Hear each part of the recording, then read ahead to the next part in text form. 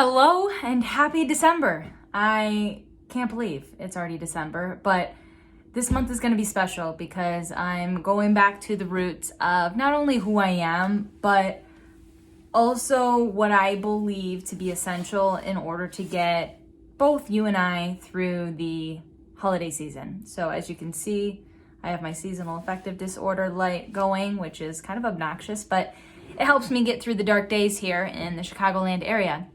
And so this first week, I want to bring up 5 ways to incorporate wellness or well-being into your December. We're just going with 5 each week.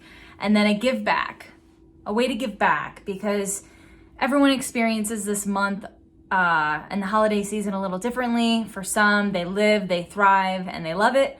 For others, it's anxious and depressing and just exhausting. So the first thing I want and invite you to do is embrace and eat the seasonal foods, the foods that are in season, not seasonal foods like this is what my family cooks and this is what makes me feel bad, but do you know what fruits and vegetables are in season right now? Like what produce in your area has the highest vitamins and minerals based on how it grows, the temperature in which you reside in, and the season that you're in. So first and foremost, eat seasonal foods, those that are in season. So here in the Midwest and the US, more root-based, potatoes, beets, things of those sorts are in season. It's not to say that you shouldn't eat fruits and vegetables, like fruits, like blueberries, strawberries, watermelon. It's just because they come from hot temps and they thrive in the summer months, the nutrient density that you will be receiving once they get to you is likely not as high. So set yourself up for success. And there's important agents that we need during the year that are different, and you can't get that from eating the same thing all year round. The second thing is a lot of times people struggle to get workouts in because they're busy traveling, they're busy with family, so use your body weight. I was just having this conversation with my partner last night, and she's like, when is enough enough? And I'm like, for me personally, 3 to 4 workouts a week that are no shorter than 30 minutes, but no longer than an hour. I don't feel like anyone needs to do more than 2 to 4 hours of exercise in a 7-day time period. And for me personally, it's functional movement. I don't need to be doing Olympic lifts or running half marathons. I want to make sure that if I'm in an attic and I'm having to get some weird box at a weird angle and need to lift it out, I can, and I won't throw out my back.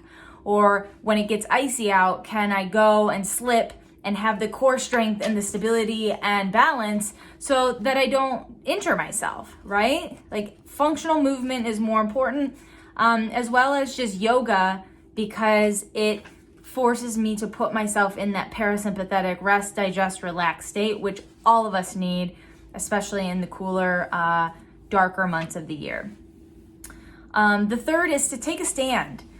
Did you know that the average human sits 15 hours a day? Like, oof, that's not good. So try to stand more, whether it's a standing desk or you set a timer and you go and you just walk the length of your house, or you go downstairs and upstairs. I know it seems silly, but December is a stressful month in different ways for everyone, whether it's trying to wrap up work, meeting with family, traveling for holidays. So the more breaks and slowing down but movement you can give yourself, the better off you're going to be. So try to stand. Steer clear of food courts. And if you're like me, share meals. There's never a month around the holidays or never a week around the holidays that you're likely under eating. People gift food, they celebrate with food, people just naturally indulge in food. So try to be more mindful and share your meals, right? Stay away from food courts. You don't need that. And your belly and your energy will thank you. And then the last is to breathe.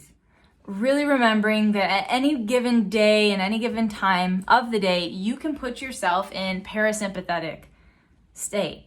Rest, digest, relax. You do not have to be in a fight, flight, or freeze.